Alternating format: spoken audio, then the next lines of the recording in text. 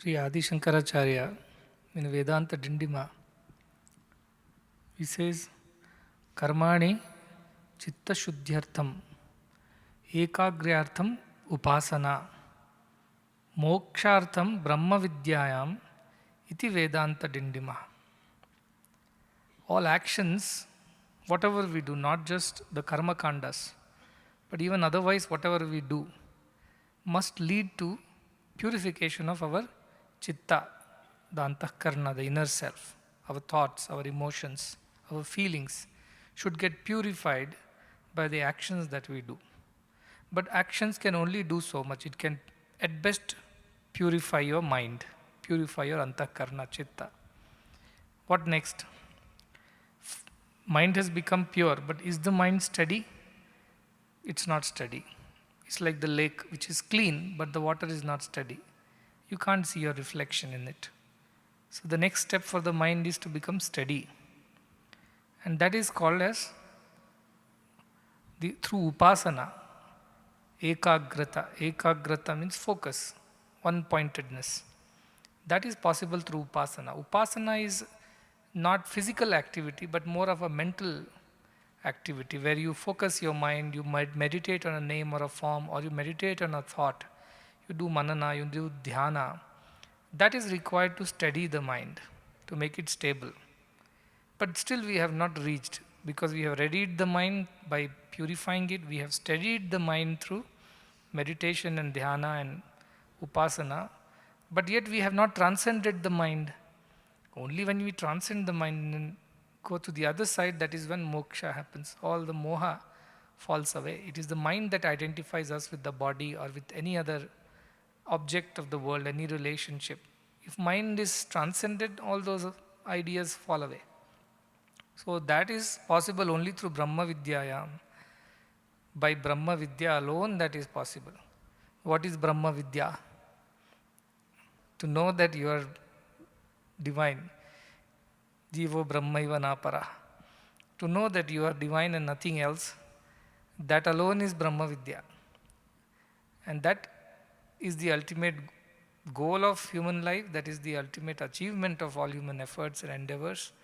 And once you attain that, you have attained everything. There is nothing more to attain. Sa kashta, sa parangatihi.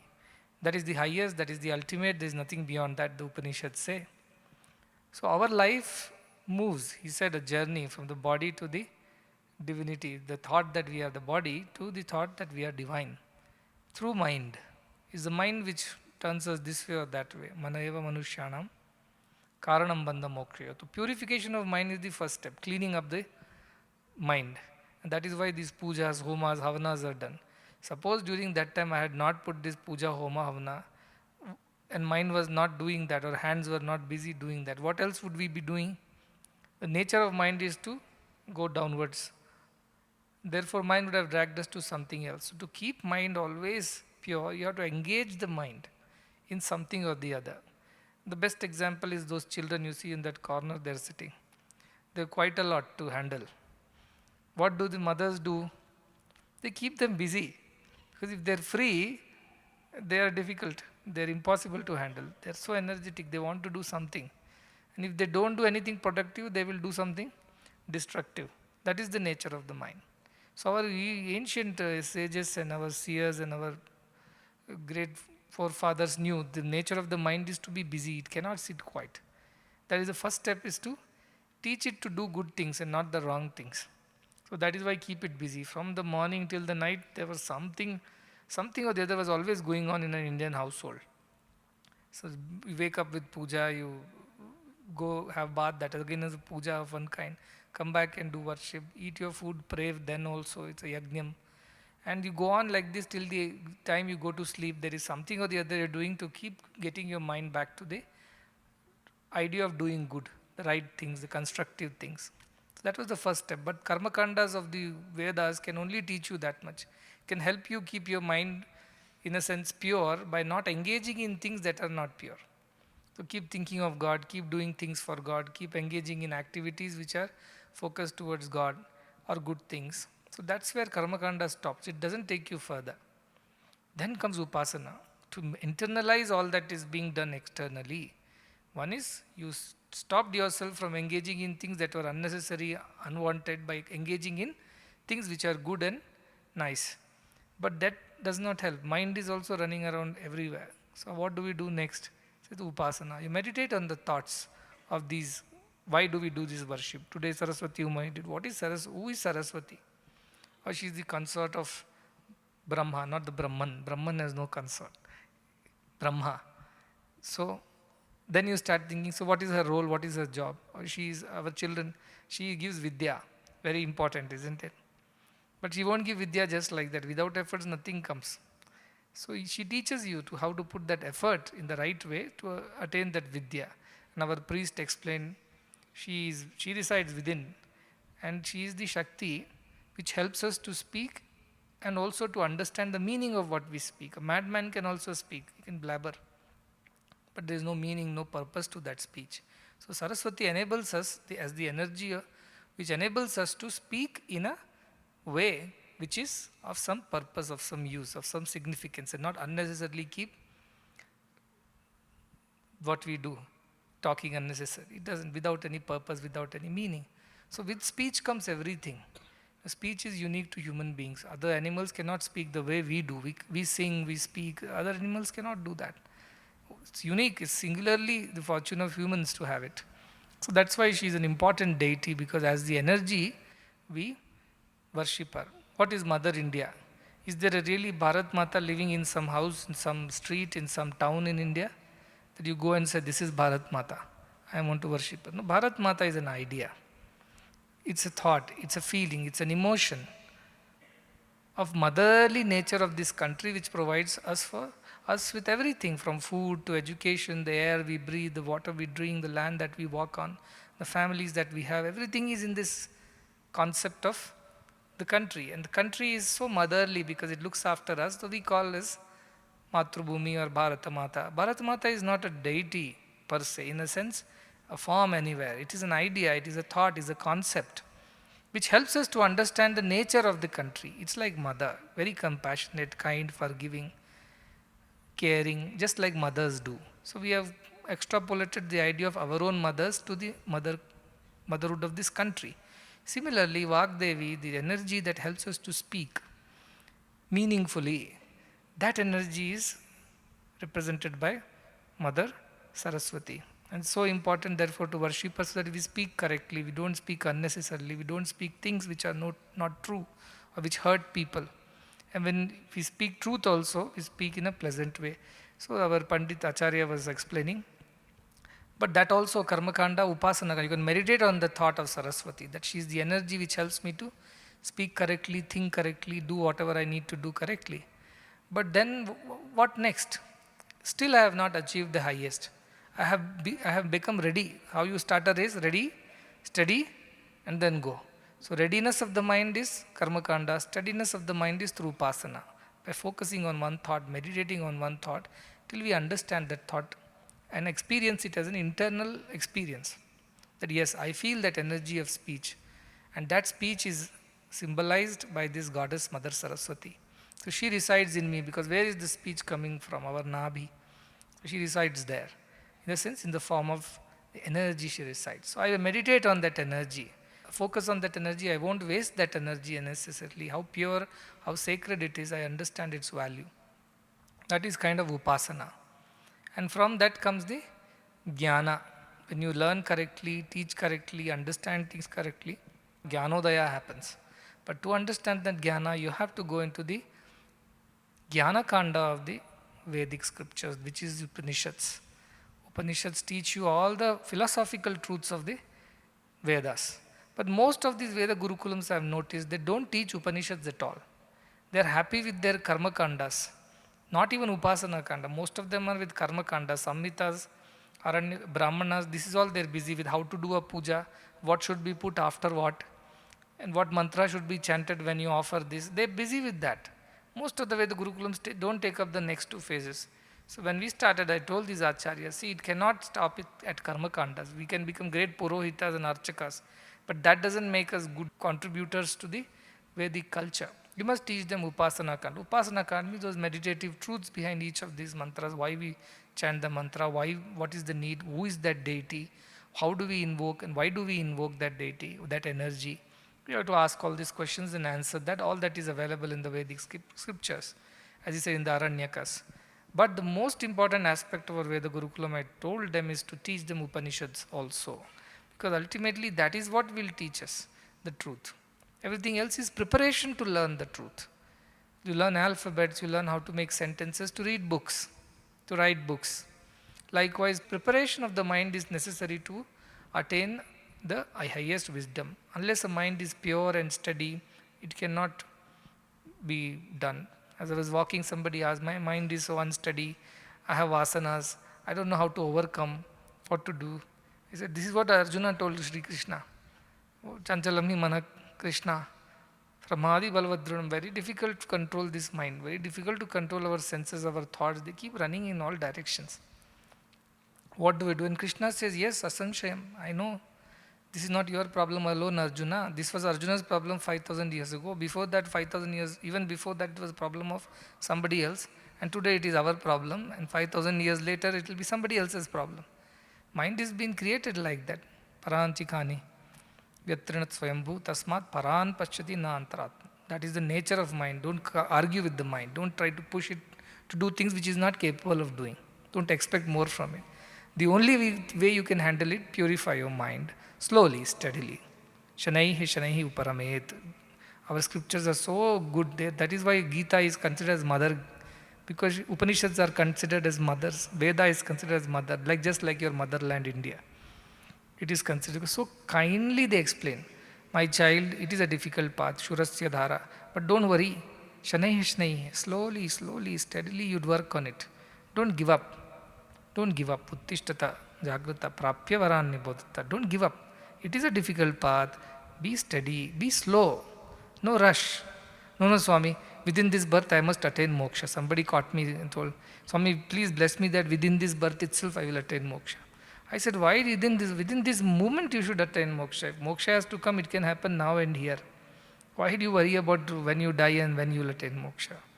But before that, there is a preparation, and these homas, yajnas, pujas, our own hostel schedules, all these are designed to keep our minds pure and steady. So whenever it runs, come back to, when physically your body is engaged in something wrong, put it on something that is right.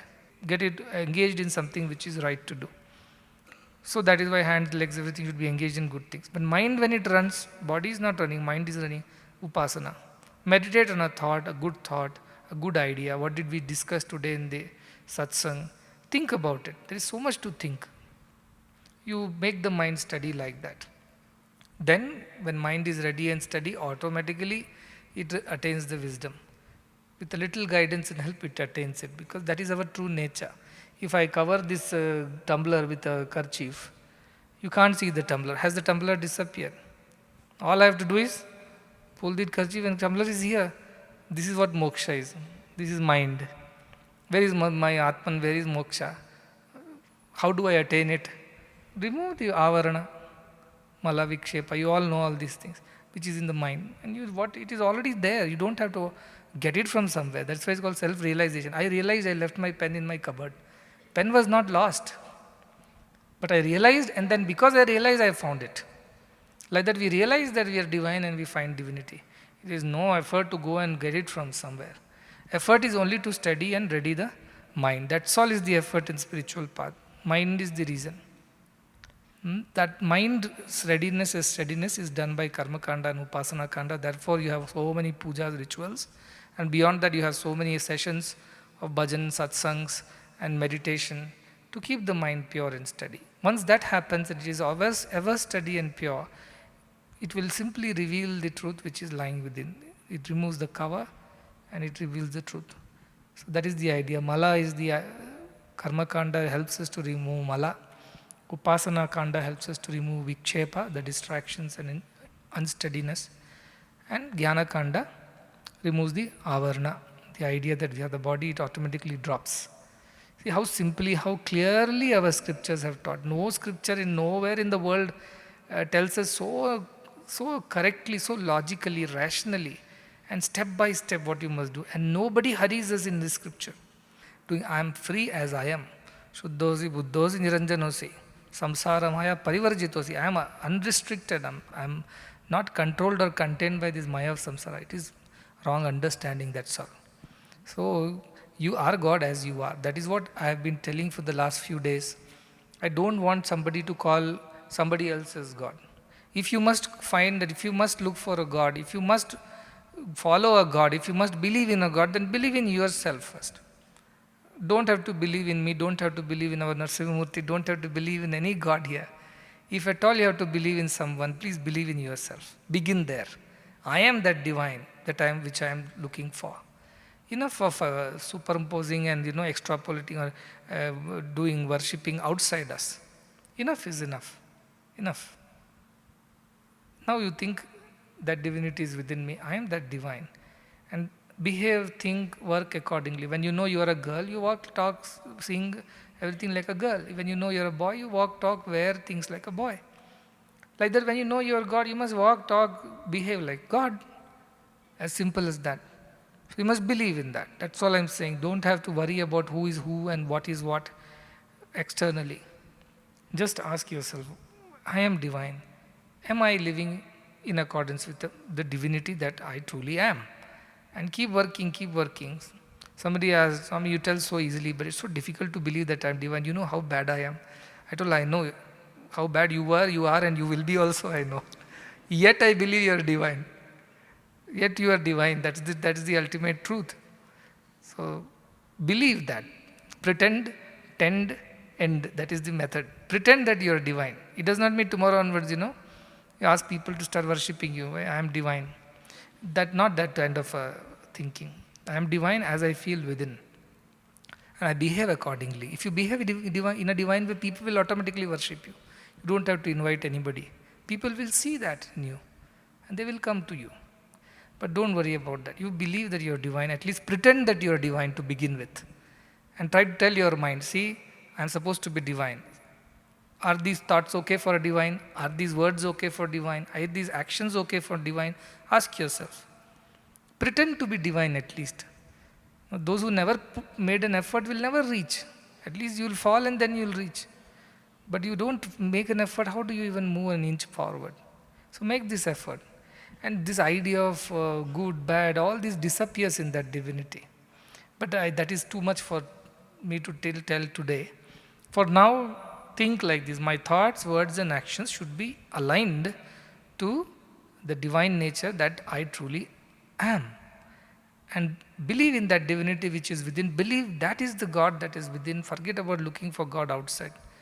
Look for it within, and this search will end when you truly start believing that you are divine and start behaving accordingly. And slowly it will influence everything in your life.